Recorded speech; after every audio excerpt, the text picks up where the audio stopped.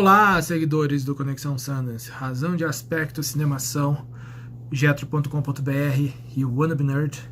Estamos aqui, oitavo dia do Festival de Sundance, segundo filme do oitavo dia, e vamos falar agora de Miss Johnny-Tinth. É um filme tocante, eu acho que essa é a melhor definição, né? Do que o filme trata, né? Nós temos lá a Quincy Jones, que é a ex-Miss Johnny-Tinth 2004, e a filha dela, ela foi mãe adolescente, né? Então, nesse momento, ela tá com mais ou menos 30 anos, a filha dela tá completando 15 anos, e a filha dela também vai participar do concurso de Miss Johnny-Tinth, que ela quer que a filha participe porque o concurso dá uma bolsa de estudos para ir para a faculdade depois, né? Então, que é uma coisa que pode mudar a vida das pessoas lá em Fort Worth, perto de Dallas, né, na comunidade negra da cidade. Enfim, a garota adolescente, ela não tá realmente querendo fazer o que a mãe quer que ela faça, né?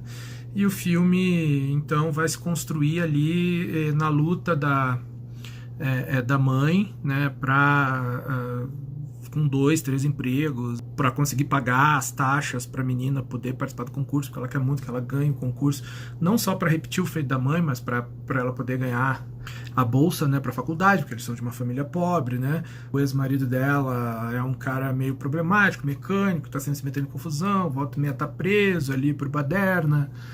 Ela não tá conseguindo pagar a conta da luz da casa, tudo e tal, então o filme se constrói bastante em torno dessas coisas sutis da rotina e no relacionamento de mãe e filha, né?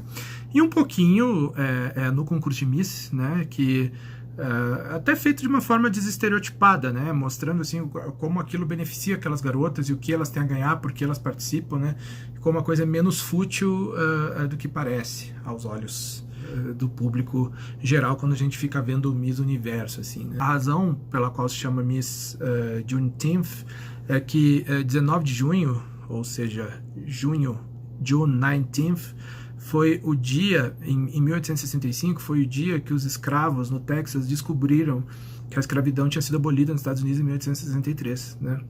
Então, para eles foi o verdadeiro dia da emancipação. Parece louco a gente pensar nisso, né? Mas é fato, né? Eles não sabiam no Texas que eles tinham sido libertados, e os fazendeiros do Texas continuaram tendo seus escravos até 1865, quando isso foi descoberto, os escravos foram efetivamente libertados, e aí foi reduzido, né?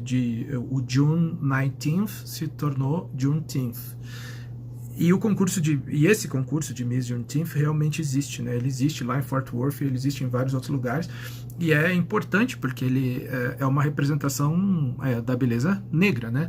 Dos descendentes de escravos, né? Então eles valorizam a beleza negra, aquela coisa toda, para dar oportunidade para uma daquelas garotas que vem de comunidades pobres ganharem uma bolsa de estudos para poderem ir para a faculdade em algum dos colleges historicamente negros, que aqui nos Estados Unidos você tem universidades negras, né, que existem desde o século XIX. Enfim, uma estrutura bastante diferente do que a gente está acostumado a ver no Brasil.